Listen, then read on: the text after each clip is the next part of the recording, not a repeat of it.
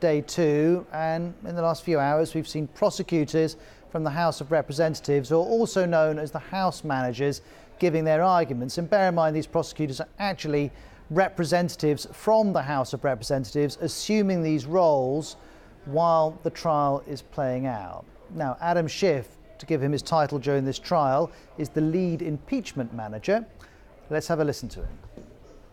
President Trump solicited foreign interference in our democratic elections, abusing the power of his office to seek help from abroad to improve his re-election prospects at home. And when he was caught, he used the powers of that office to obstruct the investigation into his own misconduct. But most pernicious, President Trump conditioned hundreds of millions of dollars in congressionally appropriated, taxpayer-funded military assistance for the same purpose, to apply more pressure on Ukraine's leader to announce the investigations. This military aid, which has long enjoyed bipartisan support, was designed to help Ukraine defend itself from the Kremlin's aggression. More than 15,000 Ukrainians have died fighting Russian forces and their proxies. 15,000.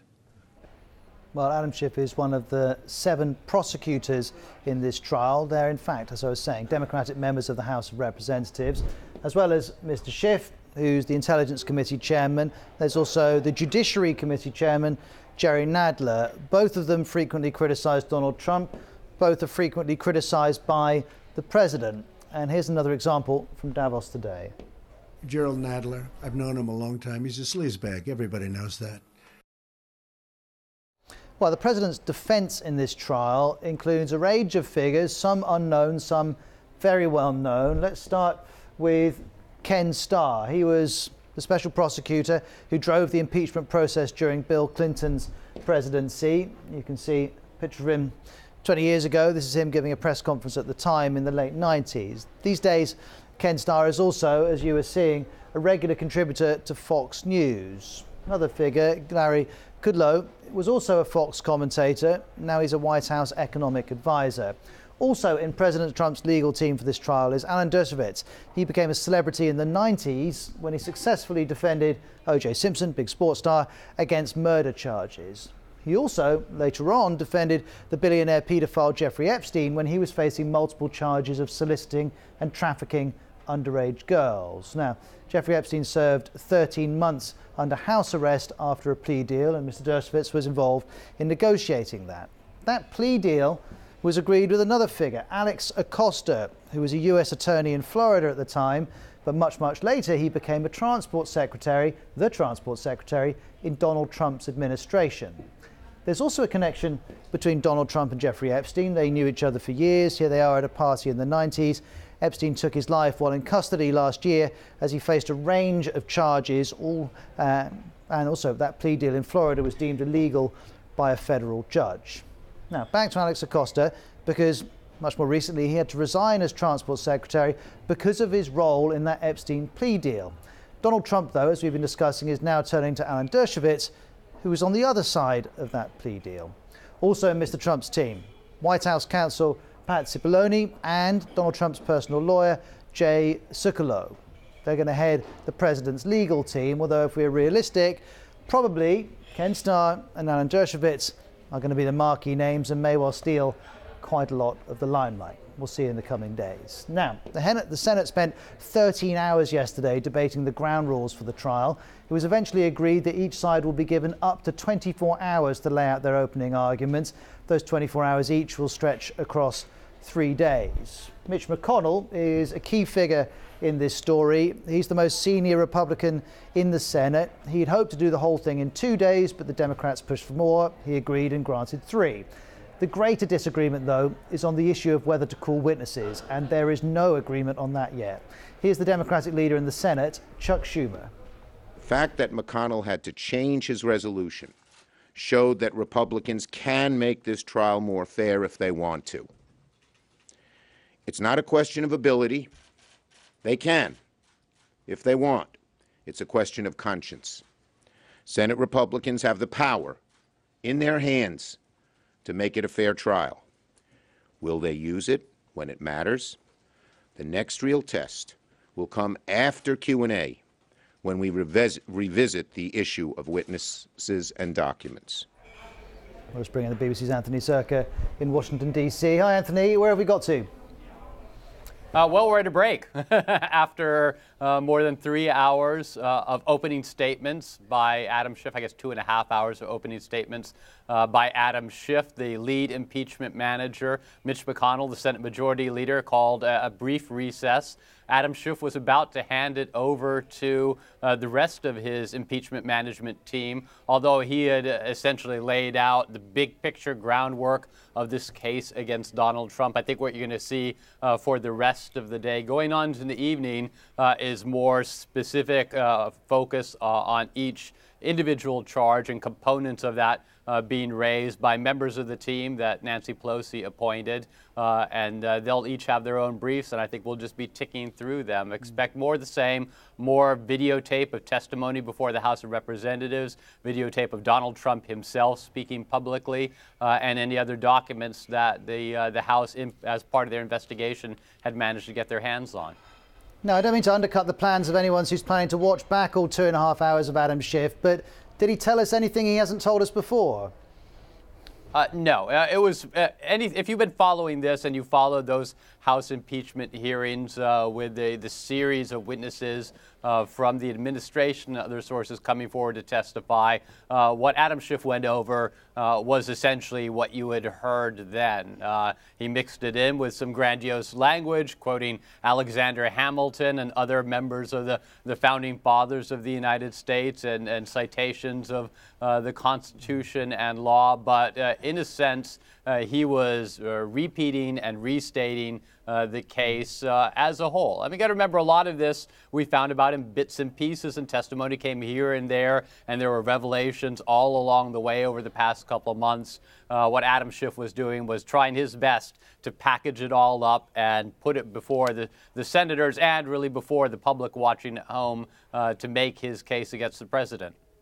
Okay, Anthony, stay with us, please. Let's look at a couple of other elements of this story. The Democrats want to hear from key White House aides who work closely with Mr. Trump. On their list, well, certainly acting Chief of Staff Mick Mulvaney, and also, and perhaps even more importantly, John Bolton, the former National Security Advisor. But most Republicans opposed these men giving witness testimony. In fact, Republican senators blocked an earlier effort by Democrats to subpoena Mr. Bolton. And if you go back a couple of weeks, John Bolton released this statement. And in it, he said, if there was a subpoena, I am prepared to testify. But so far, he hasn't been called on to back that statement up. Remember, he's a key figure in the Ukraine scandal, and his lawyer has been saying quite clearly Mr. Bolton was part of many relevant meetings and conversations pertaining to this House impeachment inquiry that are not yet public, he says. I guess the question is whether Mr. Bolton will make them public. Well, Donald Trump turned today in Davos to the possibility of John Bolton giving evidence. It's a national security problem. You know, you can't have somebody who's at national security. And if you think about it, John, he knows some of my thoughts. He knows what I think about leaders. What happens if he reveals what I think about a certain leader and it's not very positive? Donald Trump's been tweeting about this as well. They didn't want John Bolton and others in the House. They were in too much of a rush. Now they want them all in the Senate. It's not supposed to be that way. I mean, that is not a fair representation of what happened. I was mentioning John Bolton's statement. Well, in that, he also said, after my counsel informed the House committee that I too would seek judicial resolution of these constitutional issues, the committee chose not to subpoena me. And that basically meant it would have been up to the courts to decide whether he has to comply with either the White House order not to testify or with Congress's subpoena in the House impeachment inquiry. We'll see what happens at the end of that saga. Also at the issue is the release of documents. Senators blocked a motion from Democratic leader Chuck Schumer to subpoena the White House to release files relating to Mr. Trump's dealings with Ukraine. They also rejected follow-up motions demanding a subpoena of records and documents from the State Department and from the White House Budget Office. That's important because one of the charges against the president is obstructing Congress. Well, he's accused, and this is a direct quote here from the here of directing the unprecedented, categorical and indiscriminate defiance of subpoenas issued by the House of Representatives. We also know that Chuck Schumer is decidedly unimpressed. He's been saying a trial with no evidence is not a trial at all, it's a cover-up. Now, during the impeachment trial of Bill Clinton in the late 90s, 90,000 pages of documents and other information were handed over. But we should be clear, there's no set way of doing an impeachment trial, and just because this is different doesn't necessarily mean it's inappropriate. Here's more from Chuck Schumer. Yesterday, we put the spotlight on the number one issue in having a fair trial, witnesses and documents. That's just where the spotlight belonged. And I predict that as a result, that spotlight will continue to focus on witnesses and documents, and the pressure will continue to build on Republican senators. Well, President Trump insists he would love to appear at this impeachment trial and for other witnesses to be called, but he's also saying that's a decision for the Senate. I'll leave that to the Senate. The Senate's going to have to answer that. I have great respect for the Senate as a body and many of the individuals. Back to Anthony, and I guess Mr. Trump's keen on the Senate, Anthony, because the Republicans have a majority. Yeah, I mean, it's a matter of simple math. There are 100 senators, 53 are Republican, 47 are Democratic. It would take 67 votes to convict and remove Donald Trump from the presidency. So those 47 Democrats, if they stuck together, would have to peel off 20 Republican senators. And that's just not moderate senators, ones who may be facing tough elections later this year, or ones who might be more open to bucking the party line. That would involve convincing senators who are from traditionally reliable Republican states where Donald Trump is still very popular. Essentially, it would require some Republican senators, unless something changes fundamentally on the ground, to commit political suicide. So that is why I think Donald Trump feels confident that the process is going to vindicate him in this chamber. He feels confident that Mitch McConnell, the Senate Majority Leader, who has proven to be a very savvy political operator, very good at using the powers of his position and pushing through and getting his way politically in that chamber, to come through for him in the end. And Anthony, I've got a question about the Republican tactics. We know the president has attacked both the process and the fact that he did anything wrong. Do we know what strategy the Republicans in the Senate will take in pushing back at these allegations?